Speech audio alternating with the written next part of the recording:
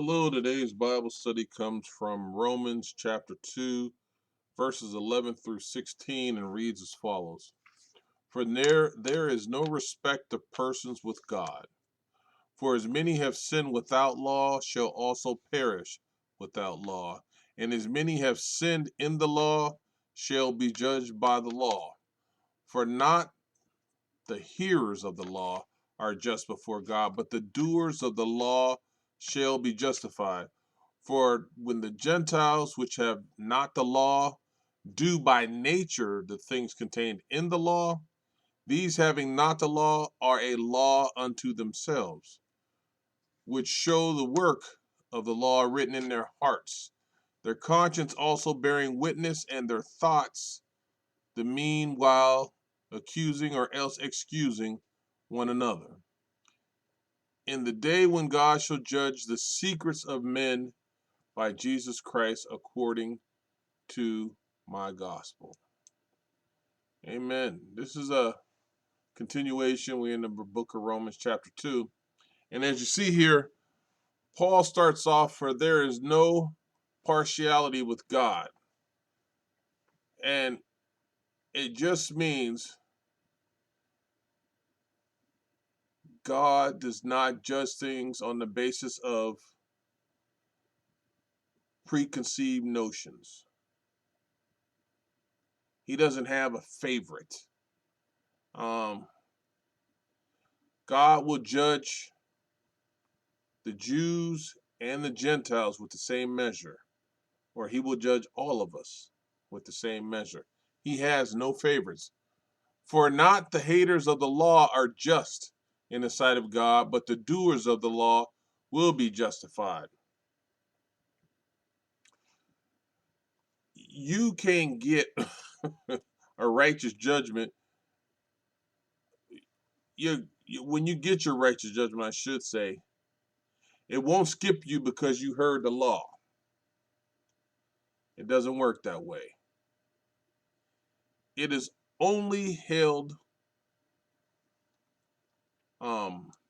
away or back if you are abiding by the law. It says, for not hearers of the law are just in the sight of God. Just because you hear it doesn't make you just in the sight of God. But when you do the law, see, there's an action there. When you do the law, the doers of the law will be justified. See that doers part, the do part, action, and you can say it like that, but the action of doing the law will be justified. Just because you hear it doesn't mean you're doing it. See, you, me, we all have sinned. And we're not going to be condemned because of the law or because of not the law. We're condemned because we're sinners. And it tells you, as many have sinned without the law will also perish without the law. Judgment for sin is judgment for sin, period. With the law or without the law, period. No questions asked. For the Gentiles who do not have the law by nature do the things in the law. And this verse speaks to itself just in a straightforward text of how it's speaking. For when Gentiles who do not have the law, they don't have it, but by their very nature do the things of the law, without knowing the law, without having the law, they do, by their very nature, they do this. Although they don't have the law, they are of the law to themselves. But the law is written in their hearts. It's in their conscience, in their being. And it bears witness. And between themselves, their thoughts accusing or excusing them. In the day when God will judge the secrets of men by Christ according to my gospel. And as I just started explaining it, although not having law, are law to themselves. Hey, the Gentiles can be condemned without the law. Their conscience,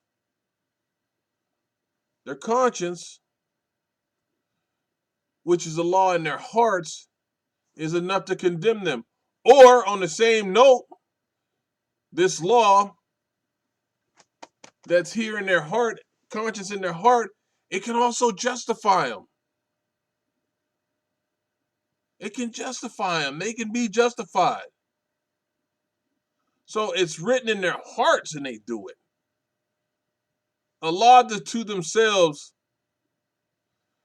first of all, that does not mean they are obedient to themselves. That's not what that means. I don't want anybody to think that they didn't make up their own laws. No. But they are obedient to the conscience, to their heart. That is by nature, as it said, by nature, the law is written in their heart. So they're doing what is written in their heart. So they were obedient to their conscience. And that's the law that resides in them. The very works reside in us. And you can't be excused if you say you don't know. Their thoughts accusing or else excusing them. You could say a man can be justified by obeying his conscience. Okay. But every man has gone against his own conscience. Even when God reveals it to you, you've gone against it. And that's the same as we've all gone against the Lord's law, his word. See, we don't, so that doesn't justify us just by our own. You see here, Paul tells them, by nature do the things contained in the law. Paul didn't say that a Gentile could do what is required of them by nature. No, he didn't say that. And God works in every man. That gives us conscience, in case you're wondering. But man corrupts that work. We do things that we shouldn't do. We do go against the Lord. And it varies. And hey, don't forget the sin, the rebellion, the minds that we have, they go against God. They rebel against God. And if you look at 1 John 3:20, it says, for if our heart condemns us, God is greater than our heart and knows all things. And that is just to say, if your conscience is condemning you wrongly, God is greater. God will do more. He always does. Their conscience also bearing witness, you still have a moral compass. Even if you've never heard the Lord's word, you have a moral compass. Something tells you, even as a child, when you took something that you knew wasn't yours and you weren't supposed to take, you were probably thinking, I shouldn't have took that. Even if you got away with it, you was like, "Ooh, I got lucky. I hope they don't catch me." Your moral compass even tells you. So that won't be your excuse. And you are accountable. And God is telling you this is how all men are.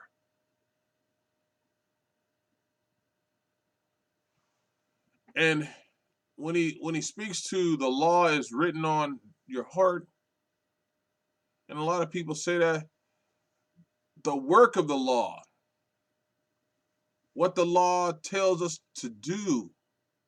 That's what is written there. And the day when God will judge, oh my goodness. In short, no one is going to escape God's judgment. You can say, I didn't know the speed limit was 55, officer, and you was doing 85. Ignorance does not dismiss the ticket. The Lord judges. Ignorance will not dismiss this. So know that. And according to my gospel, this was a part of Paul's gospel. Judgment Day, the day of judgment, was a part of his gospel. Paul spoke of this often. And Paul is just saying, on that day I've spoken of numerous times, we are all going to be held accountable in the eyes of the Lord, and ignorance will not save you. It will not omit you from judgment. And then look at the last part. God will judge the secrets of men by Jesus Christ. Woo. Look at that. This is the thing that it says. God will judge the secrets of men by Jesus Christ. That is plain and simple.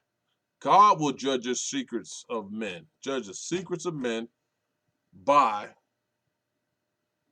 Jesus Christ, committing judgment to no one, not even the Messiah.